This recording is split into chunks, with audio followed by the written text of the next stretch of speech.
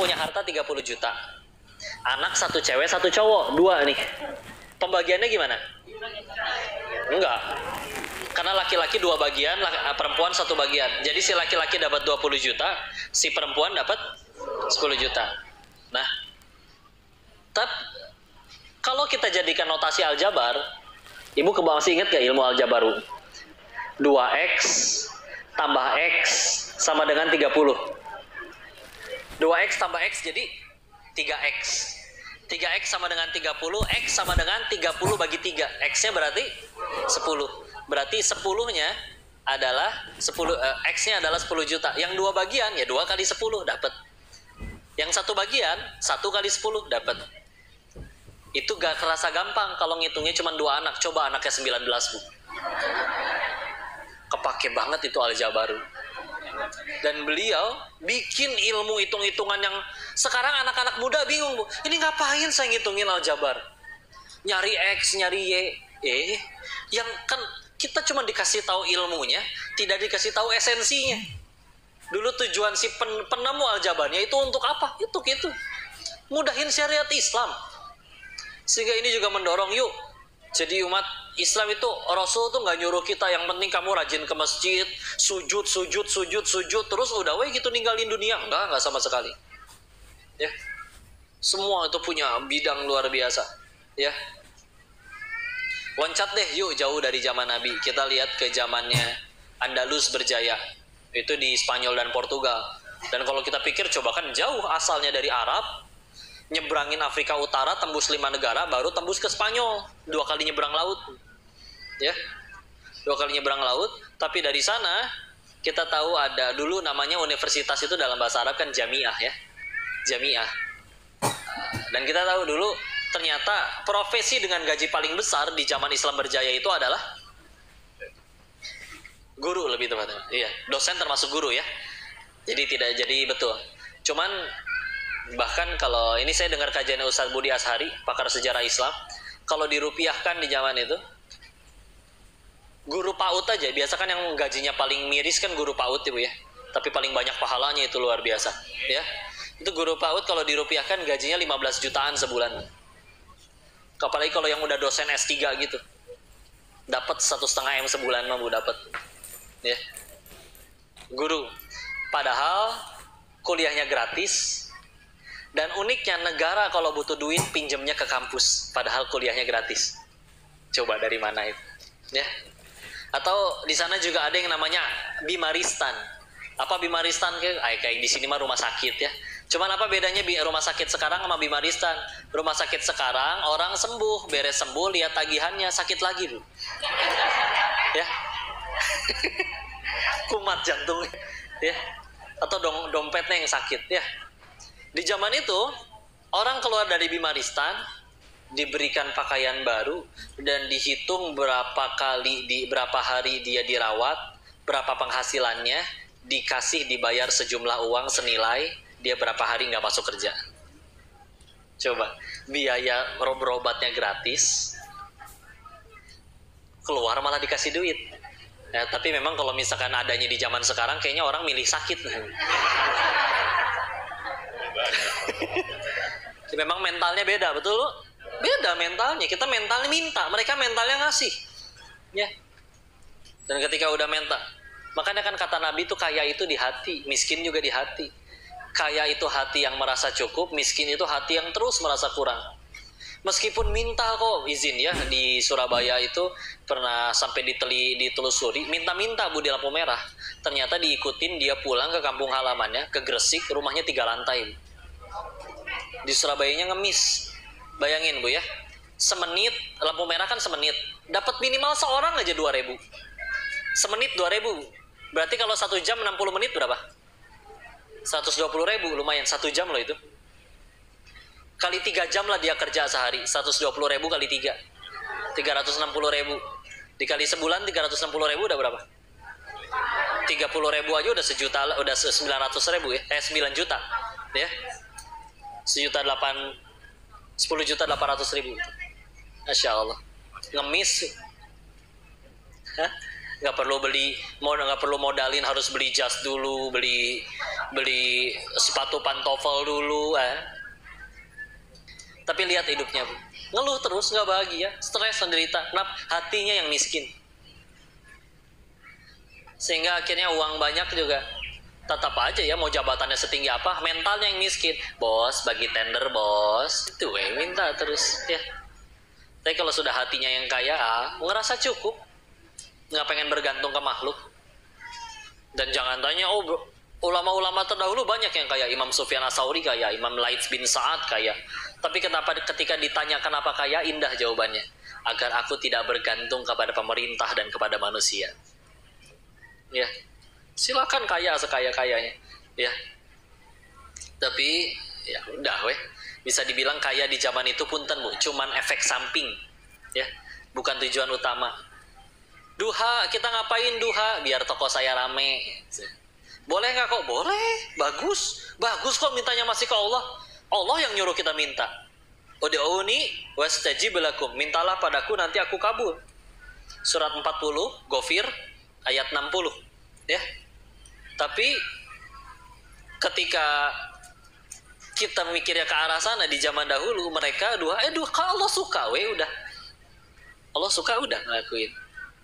Sisanya mau Allah berikan bonus dalam bentuk dunia, mangga, silakan. Enggak juga nggak apa-apa, ada yang dikejar apa yang ada di sisi Allah. Lagian dah manusiawi ya tuh dah, Bu ya. Logisnya kayak gini.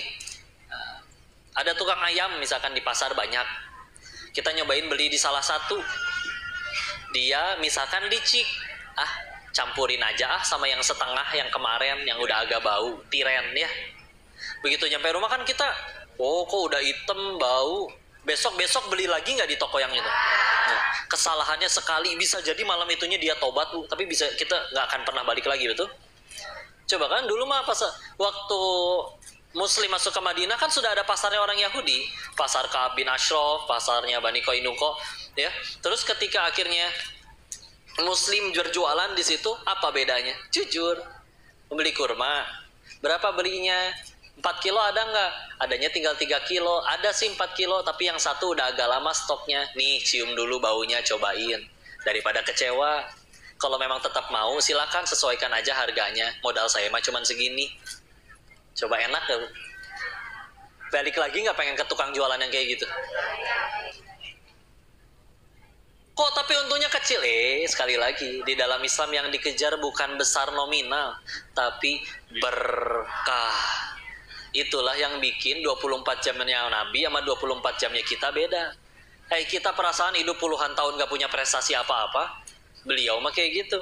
Kok jangan Nabi deh? Yuk lihat Imam Nawawi misal. Meninggal umur 45 tahunan. Beberapa riwayat nyebut 48 atau 43. Ya.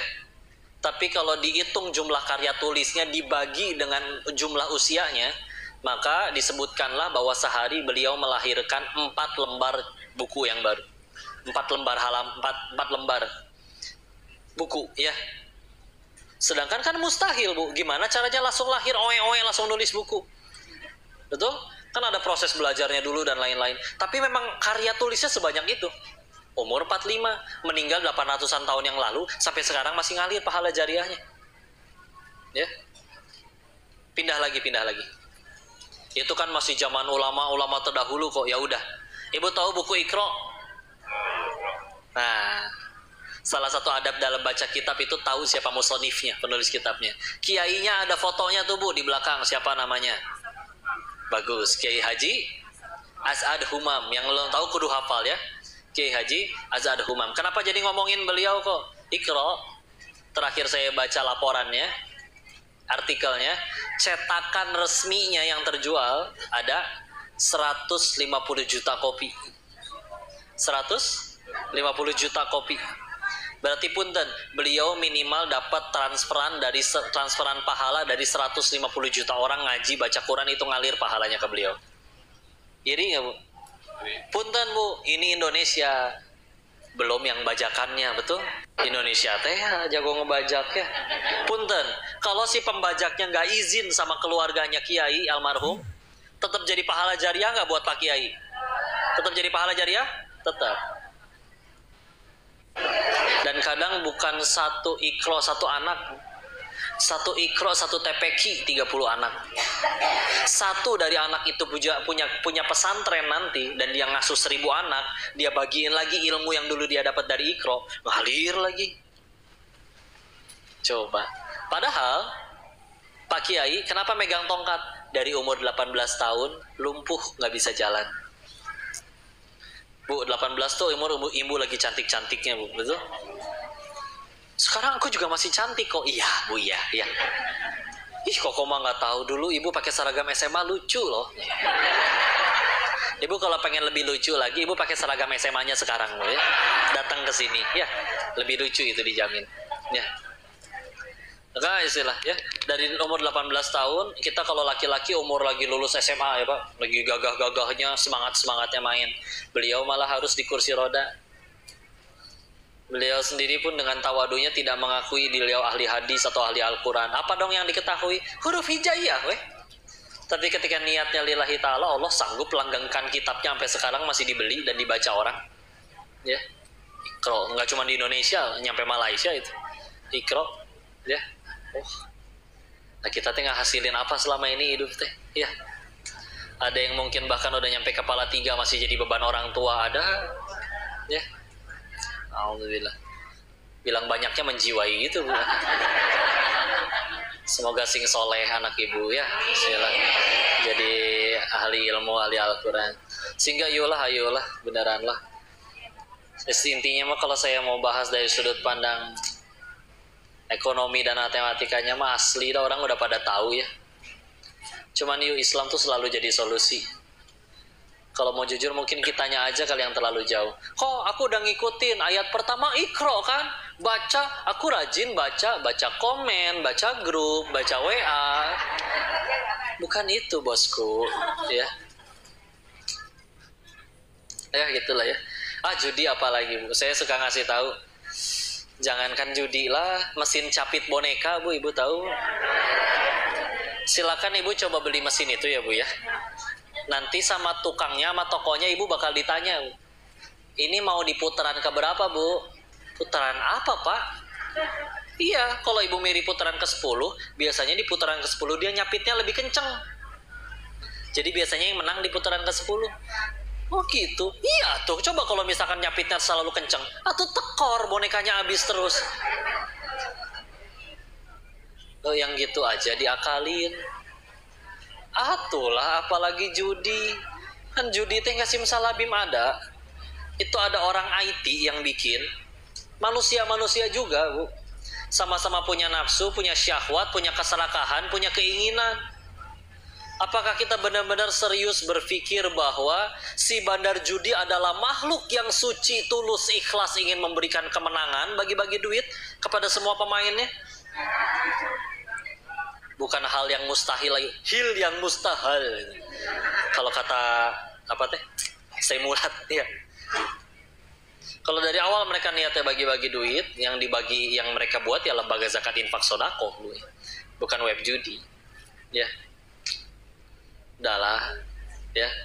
Polanya gimana polanya? Awal emang nggak ada orang yang main judi itu dengan niatan untuk langsung mempertaruhkan hidupnya, jarang. Duit tadinya misalkan cuma punya duit sejuta-sejutanya. Kalau sejuta ini habis aku mati kelaparan, nggak akan dia judiin, Bu, demi Allah. Nggak akan. Tapi biasanya gimana mulainya? Uang bulanan atau uang gaji masih sisa 200.000. Besok udah gajian lagi. Kalau ada peluang menjadikannya 20 juta, why not katanya? Kenapa tidak? Kalau habis gimana? Besok juga emang udah gajian lagi, emang harus dihabisin. Ini nggak saya pakai judi juga pasti saya belanjain. Ngeles, ya. Nyemplunglah 200. Kami bandar tahu siapa aja pemain yang baru. Nggak masalah, kasih aja menang, kasih 20 juta. Itu 20 juta. Ya nggak akan bersih 20 juta, kan ada modalnya 200, ya.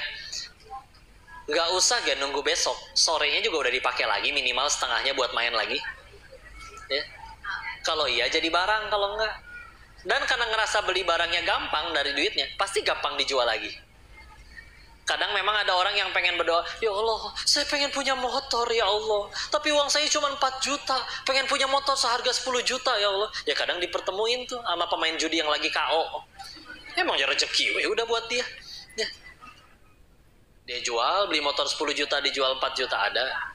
Tapi ketika di otaknya sudah pernah tercatat, oh aku pernah menang nih 200.000 jadi 20 juta, besoknya gajian, berlalulah hari-hari, belum kecanduan.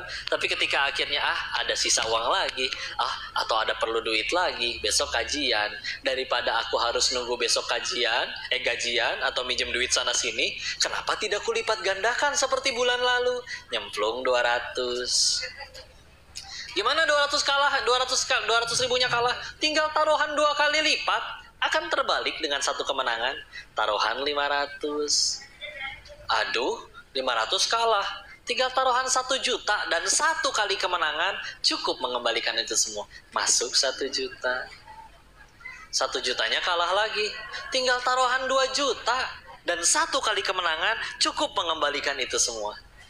Masuk 2 juta, kalah lagi. Gimana nyari uang 2 juta dengan cepat? Sedangkan aku hanya butuh 1 kali lagi kemenangan, ini akan balik. Temen datang lewat. Bro, boleh pinjam motornya nggak? Mau ke warteg? Pakai aja, dia gade, dapat 4 juta. Ya. Karena kalau ini 4 juta menang, 2 juta aku balik lagi, motor ini bisa dikembalikan. Hanya 1 kemenangan yang kubutuhkan. Jemplung 4 juta, masih kalah lagi. Sekarang pilihannya tambah berat. Nabung selama berbulan-bulan ngumpulin 4 juta, atau judiin lagi dengan ada peluang dia menang. Udah rusak akal di situ. Tapi modalnya dari mana nih?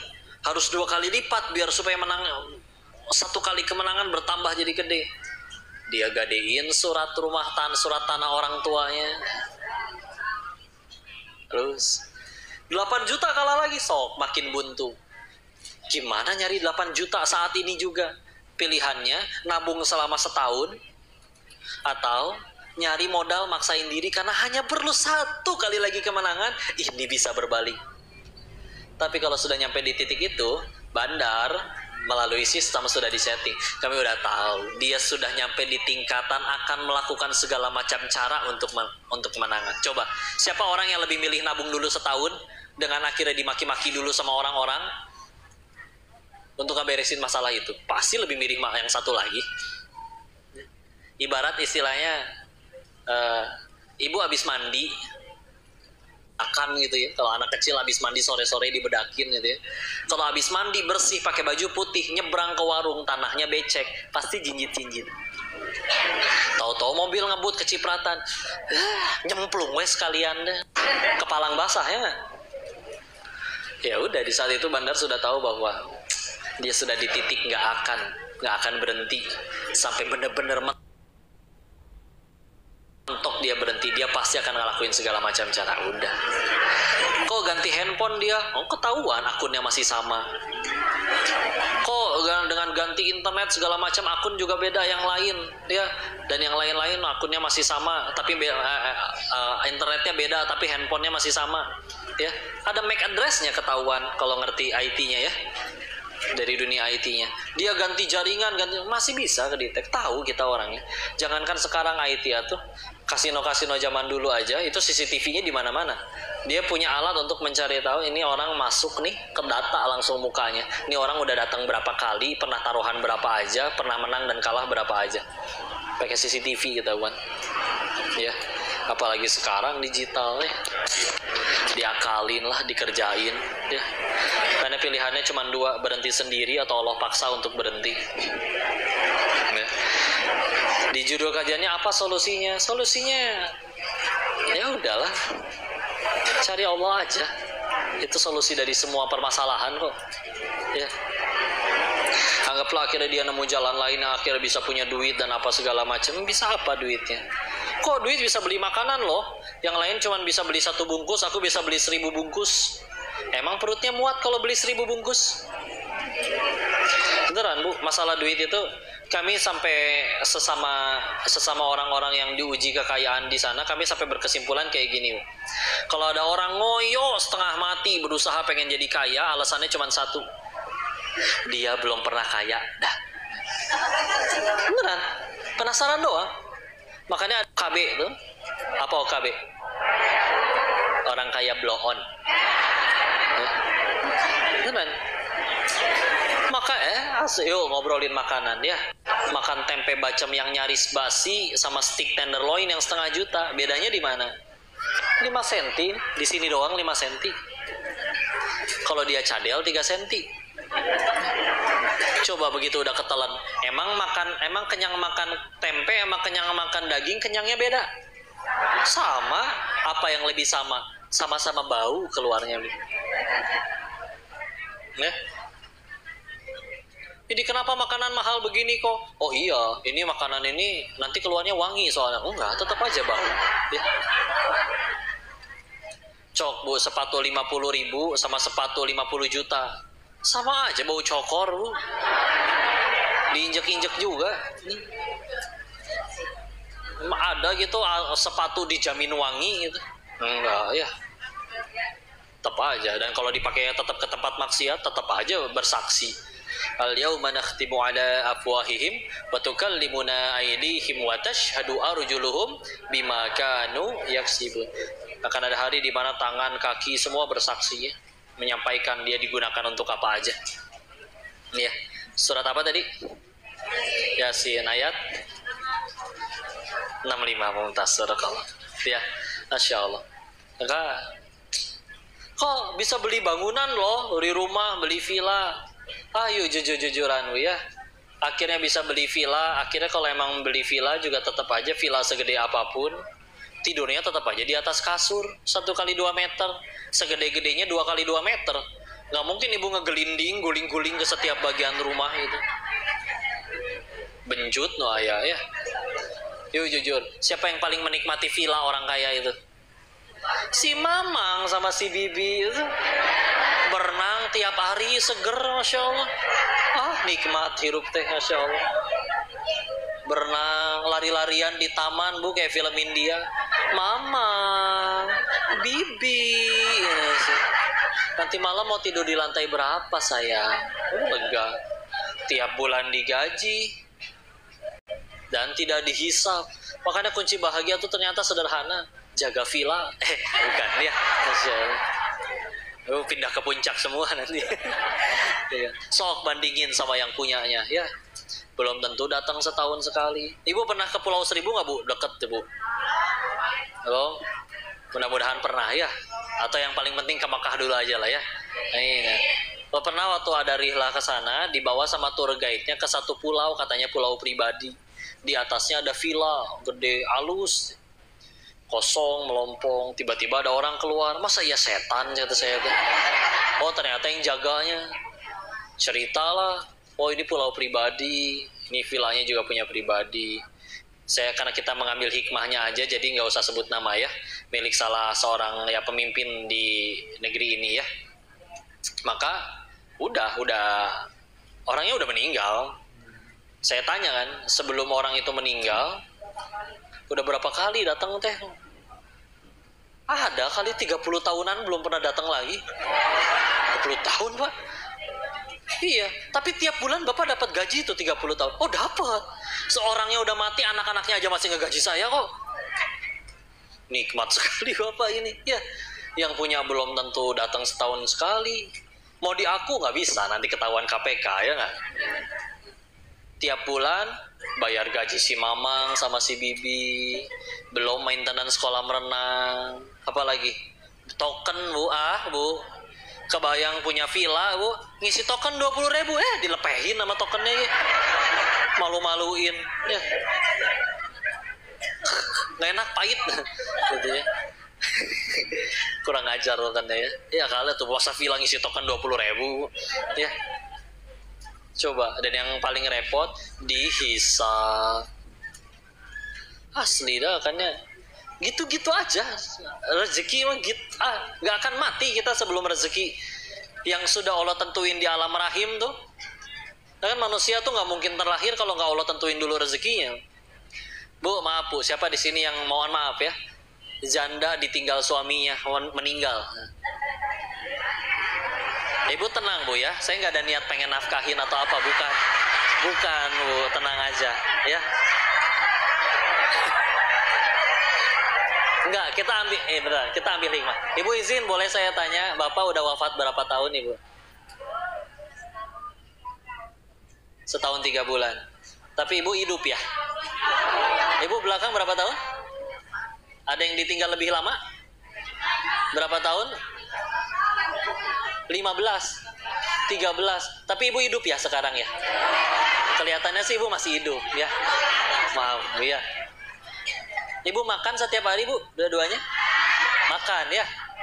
Kelihatannya bahkan tambah bahagia Ibu ya. Masya Allah. Tempat berteduh ada Bu ya? Berarti kalau rezeki itu dari suami harusnya ikut mati kita. Betul nggak? Tapi enggak, tuh ada aja ya. Udah terkapar di ranjang pun kata Allah masih ada rezekinya. Masuk tuh lewat infus. Yang udah stres pengen ngakhirin hidupnya juga udah tiduran di rel. Keretanya juga udah lewat masih nggak mati. Karena relnya lewat yang sebelah. Dia salah rebahan. Iya. Pas lewat tengsin teh bangun celingak-celinguk, ada yang lihat nggak ya? Ngerakeun Insya Allah. Udahlah, Bu, di luar sana ada yang lagi maksiat nggak? Di luar sana ada yang tidak percaya bahwa Allah itu Tuhan, ada nggak? Tapi mereka tetap dapat rezeki nggak? Masa ibu bapak di sini yang udah segitu berimannya, siang-siang hari libur mau datang ke sini ngaji kalau bukan karena iman mah, coba. Terus apakah masuk akal setelah kita nurut sama Allah, terus Allah jadi pelit gitu ke kita? Yang jelas-jelas nggak nyembah Allah aja, maksiat aja, tetap kasih rezeki. Rezekinya dari Allah juga bukan? Nggak masuk akal. Kalau misalnya kita nggak pasti rezeki mah, insya Allah. Bukan insya Allah, hakul yakin malah aman. Dilarang mati manusia sebelum rezeki yang udah Allah tentuin itu diterima seluruhnya. Ingat cerita bapak-bapak masuk ke dalam sumur jatuh, dia minta tolong, akhirnya ada orang lewat diturunin timba. Manjatlah dia naik. Biar tenang, dia lagi bawa segelas susu, dibawa. Nih Pak, minum dulu aja susunya. Beres minum susu, ditanya dong, Bapak kenapa tadi kok bisa jatuh ke sumur? Dia cerita sambil diperagain, nggak tahu ya, tadi saya cuma berdiri di sini, terus jatuh lagi yang kedua. Jatuh lagi. Tapi jatuh yang kedua mati Bu, meninggal. Maka kata guru kami yang menyaksikan hal ini, lihat, orang tadi masih punya rezeki 1 gelas susu lagi. Karena udah nyampe tempat matinya pun dia harus naik dulu tuh ke atas buat ngejemput sisa rezekinya. Kalau enggak boleh mati demi Allah. Udahlah, tenang rezeki. Ya, lagian mau dicari dengan halal atau haram tetap segitu. Kita kan kadang mikir kalau nggak pakai dengan cara haram saya rugi nih, dapatnya segini-gini doang. CCTV nggak ada yang tahu. Asli ya, bicara rezeki itu mau pakai halal atau haram, kalau kata Allah rezeki orang ini 1 miliar, nggak mungkin enggak. Mau halal atau haram, ya. Kejadian ini zamannya Ali bin Abi Thalib radhiyallahu anhu karamallahu wajhah. Beliau minta seorang pemuda membersihkan pelana kudanya. Ditinggallah sholat. Beres sholat, anak muda sama pelana kudanya hilang, tinggal kudanya. Ya udahlah, nggak usah suuzon. Beliau pergi mencari toko pelana yang baru, sampai ke salah satu toko ngelihat kayak kenal. Ditanya ke yang punya toko, ya itu bapak dapat dari mana? Oh tadi ada anak muda yang jual. Izin Pak, boleh saya tahu Pak? Izin. Bapak kasih uang berapa ke anak itu? 1 dirham katanya. Kata Ali dalam hatinya, demi Allah yang jiwaku berada dalam genggamannya, selepas aku sholat juga aku pengen kasih 1 dirham ke anak itu. Tapi apa bedanya? Si anak mikir, kalau dicuri dapatnya lebih cepat nih dan bisa lebih gede. Tapi kalau kata Allah rezekinya 1 dirham, dia nego alot sama yang punya tokonya juga. Mau enggak. Kalau mau ini 1 dirham ambil. Kalau enggak silakan cari toko lain. Daripada nggak jadi, udah weh. Apa yang dia dapat? Tapi 1 dirham plus dosa. Kalau dia sabar, 1 dirham plus pahala. Insyaallah. Sepakat? Istilah. Sisain waktu untuk sesi selanjutnya. Silakan ya, kalau ada yang mau didiskusikan atau dikoreksi atau ditanyakan, tafadhol silakan ya. Atau enggak saya suruh pilih lah. Ibu mau tanya jawab atau foto-foto ibu sebetulnya? Nggak bisa dua-duanya soalnya. Iya. Oh iya, di Thailand 3 tahun 1 bulan 10 hari gitu. Dari 5 Februari 2014 sampai 15 Maret 2017. Alhamdulillah pulang terus nyantri sampai sekarang juga masih nyantri. Mohon doanya Ustaz ya, dan istiqomah. Ada lagi? Silakan. Boleh berdiri. Waalaikumsalam warahmatullahi wabarakatuh.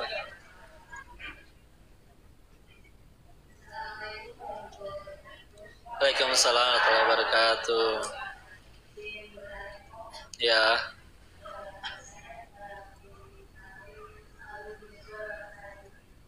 Asbabun nuzul apa? Ayat-ayat. Ayat yang mana? Yang judi. Oh, tadi juga dibaca al-khamru wal maisir ya. Nah.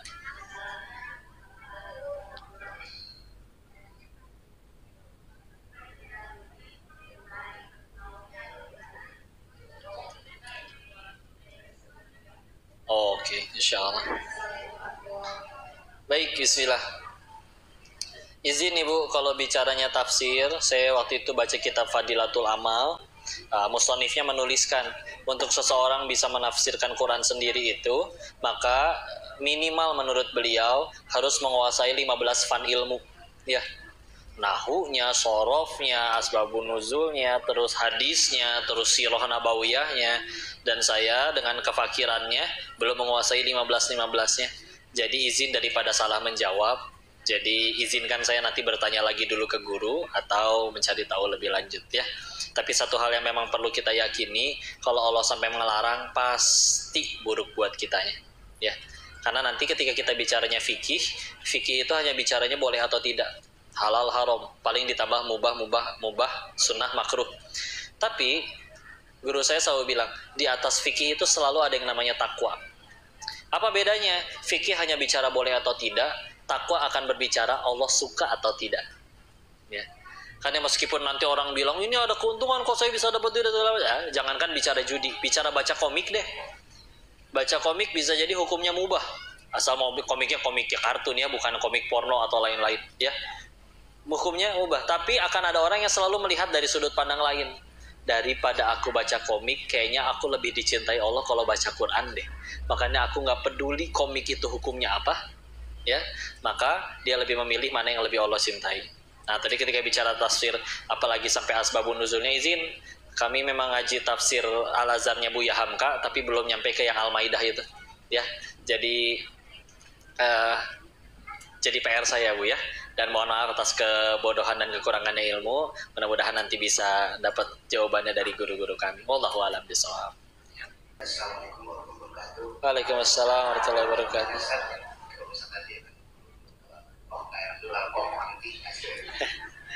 Bisa ada orang mobil motor. Iya. Saya atau si A disuruh kamu yang beli baterai dan beli motornya, bukan belinya nih. Di motornya nanti motor orang berminat. Yang berminat bilang nanti saya bayarnya sekian per bulan. Ya tetap jadi hitungnya ada lebih dari uang yang harga motor aslinya. Iya. Apalagi itu masuk riba. Oh iya. Assalamualaikum warahmatullahi wabarakatuh. Waalaikumsalam warahmatullahi wabarakatuh. Izin, pernah kami menanyakan hal itu kepada guru kami.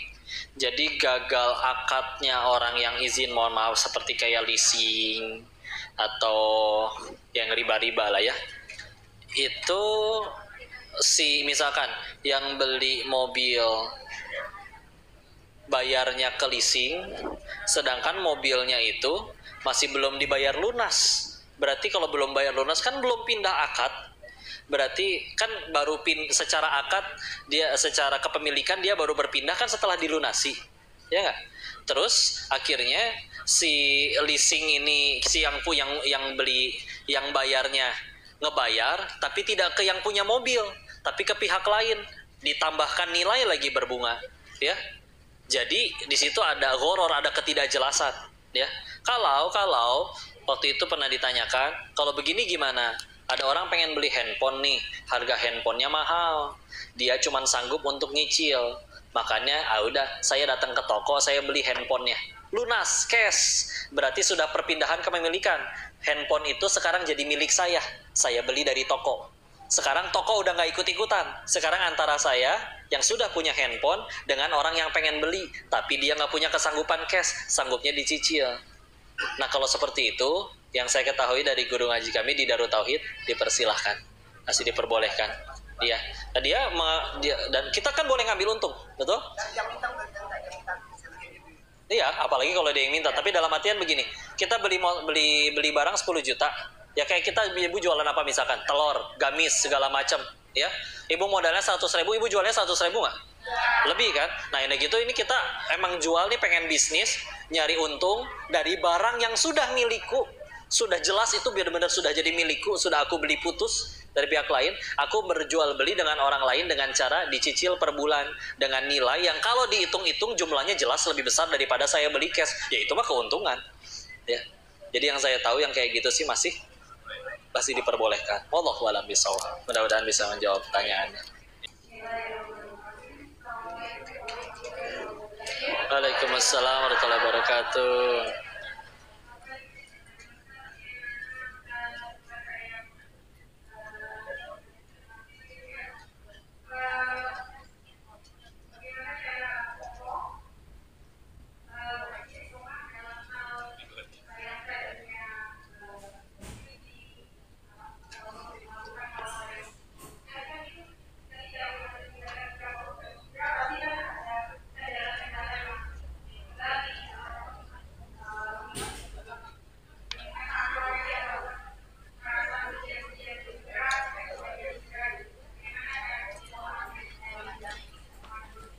Baik, bismillah. Jazakillahu khairan.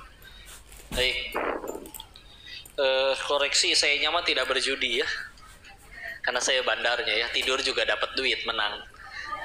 Karena masih di sana masih ada yang membedakan judi itu ya benar-benar 50-50 taruhan. Ayo kucing atau naga misalkan gitu ya. Ayo tebak besar atau kecil gitu ya. Kayak gitu. Ini makanya sekali lagi dibodohi orang yang main slot itu ya. Karena benar-benar disetting untuk kalah ya. Jadi kalau dibilang ada unsur judi, ya itu mah cuman yang dari 10 kalah, dari 10 pemain 8 kalah, 2 menang. Jadi kalaupun ada yang menang tuh yang 2 orang, yang 8 kan ada yang dari 8 orang yang kalah. Ya kan? Maka masih untung. Dan masalahnya manusia itu punya sifat buruk. Saya pasti si 2 orang tersebut kepedean, ya nggak? Ingat dulu zaman hadiah dari mesin dari sabun colek, kirim ke PO Box, juaranya 1, yang ngirim 1 Indonesia, tetap aja ibu pada ngirimin, betul? Ya gitulah ya. Jadi kami ngerasanya kami memang tidak sedang berjudi, kami sedang ngakalin orang-orang yang pada serakah, ya. Maka kalau ditanya gimana caranya sampai ya sekarang, ya ini mah doa dari ibu saya aja, dari ayah saya aja, dari istri, atau bahkan saya mikirnya gini, mungkin dulu ada orang yang pernah saya zolimin, tapi ternyata dia orang soleh asli, jadi malah ngedoain kebaikan buat yang jahat kepada dirinya. Allah pengen dia dapat pahala jariah, mungkin orangnya sekarang udah wafat mungkin, atau orangnya lagi istirahat, tapi karena kita lagi ngaji enak beliau dapat transferan pahala, sayanya malah bisa tergelincir kalau salah niat. Orangnya mah enak, lebih enak yang kayak gitu sebetulnya daripada yang kemana-mana yang ceramahnya sulit jaga hati ya. Tapi demi Allah tidak ada kebaikan pada diri ini mah Allahnya aja yang terlampau baik, yang menutupi sekian banyak aib-aib. Paling kalau sedang futur, ngakalinnya dengan cara ingat sama dosa sendiri. Saya tahu bakal mati, sedangkan misalkan ada orang, dia cuman 5 waktu, itu pun zuhurnya 2:30, asarnya 5:30, seumur hidup gak pernah duha dan tahajud. Kira-kira dia bisa gak ke surga? Bisa. Karena saya tahu dia gak punya dosa sebanyak saya. Maka saya yang juga ujung-ujungnya akan mati, cita-citanya pun sama-sama ke surga, tapi jelas amalannya jauh kurang, terus pengen ke surga dengan cara apa? Sedangkan diri yang dengan dosanya ini layak Allah matikan seketika itu juga waktu di Thailand, Allah malah izinkan di sini kumpul ketemu bahkan dengan ayah ibu yang soleh-soleha. Terus diri ini nggak mau ibadah lebih banyak, ngapalin lebih banyak, baca lebih banyak, belajar lebih banyak, ngerasa diri ini nggak tahu diri aja di hadapan Allah kalau sampai kayak gitu. Jadi ya yang diingat itu aja. Tapi kan koko udah tobat, tapi nggak pernah dapat SMS selama tobat Anda telah diterima.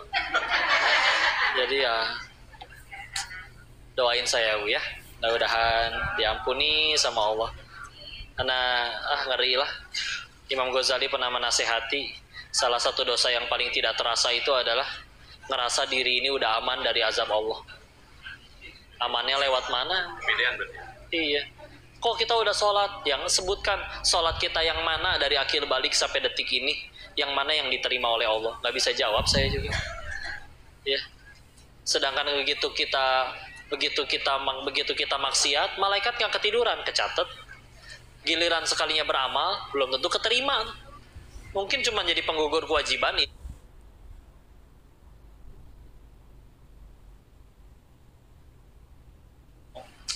Was-was syaiton ya, dibikin kita ngerasa kayak udah lebih baik dari orang, nggak, Allah yang tolong aja ya.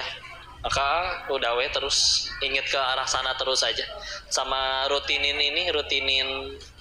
wisata rohani, main ke kuburan. Ya Allah, dulu dia lebih kaya, dimakanin cacing juga, hartanya aja bahkan nggak bisa menyelamatkan. Kalau di Bandung ada rumah Singgah Al-Fatih, di Surabaya ada rumah kanker Indonesia, itu ketemu sama orang-orang yang umurnya udah divonis saya tinggal 6 bulan lagi. Anak kecil umur belum bulat 3 tahun, tapi perempuan tapi botak karena kepalanya sudah penuh dengan jahitan karena dia tumor otak, harus dipasangin selang. Tapi bisa dia yang ngajak bahagia, ngajak senang-senang, ngajak ketawa. Nah, seketika datang ke tempat kayak gitu, masalah kita langsung jadi receh, amat sangat menghidupkan hati. Ya. Daripada ngelihat tetangga ganti mobil lagi, ya udah biarin. Kita meninggal nggak ditanya merek mobilnya apa. Bukan berarti nggak boleh punya ya, punya dipakai ngaji, dipakai kebaikan ya bagus. Tapi amat sangat rugi kalau misalkan silau gara-gara itu doang. Dan sedikit banyaknya memang ya dari sana udah dapat pelajaran. Ya udah gitu aja sih rasanya. Akhirnya rumah pertama yang saya beli umur 22 tahun. Tapi ya nggak bisa saya datengin juga, orang tinggalnya di sana. Ya. Dan ribet ininya, yang tenasnya. Dan kalau Allah pengen bikin repot, rese ya bocor melulu, jadi malah maintenance-nya terus-terusan ada aja.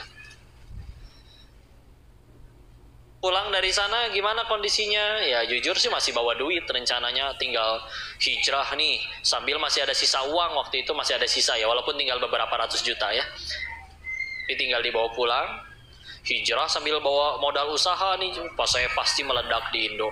Ternyata mungkin kata Allahnya gini, katanya mau tobat, hijrah, masa uang haramnya masih disimpan, nggak sanggup buang ya. Iya ya Allah, saya lemah, nggak sanggup ngebuang semuanya. Ya udah kata Allah mungkin, tenang, aku kirimkan bala bantuan. Datang tuh pertolongan dari mana-mana. Siapa pertolongannya? Tukang tipu datang semua. Bro, teman kita bro dari SD ini proposalnya, yuk bisnis, tinggal naruh duit segini, tiap bulan gua setor kalau segini, wah terlihat menguntungkan ya. Sampai sekarang batang hidungnya masih hilang, entah kemana. Ada yang dianya jujur, kitanya jujur, bangkrut, dibikin gak laku sama Allah. Ya sampai mulai dari nol, sampai jualan kaos kaki di emperan depan masjid. Sempat jadi kurir, naik motor bawa 70-an paket, ngetok-ngetokin pintu orang, tok tok tok, paket.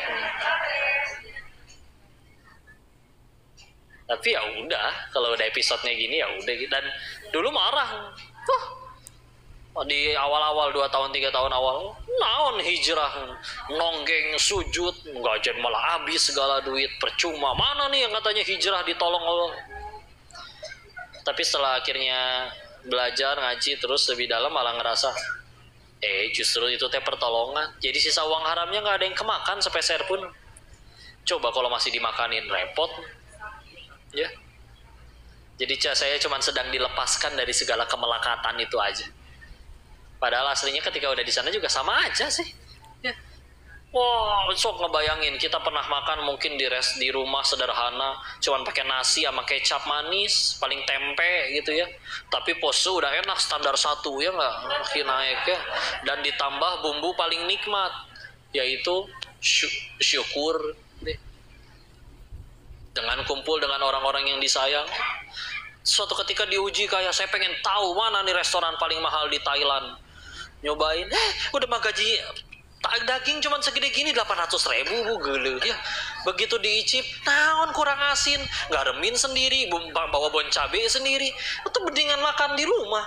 Enak bumbunya bisa diatur, sok ibu beli kangkung 2000-an sampai gumoh itu nggak habis-habis. Puas lega. Ya, daging gini doang. Penasaran beneran orang tuh. Ya karena belum pernah kaya, makanya iri sama orang yang makan dari restoran. Gitu-gitu aja rasanya. Dan tadi keluarnya sama-sama bau. Jadi ya udah selesai dari situ ya udah. Ya gitu aja perjalanannya. Allah aja yang terlalu baik, terlampau baik, terus menolong diri ini, padahal layak diri ini dimatikan oleh Allah.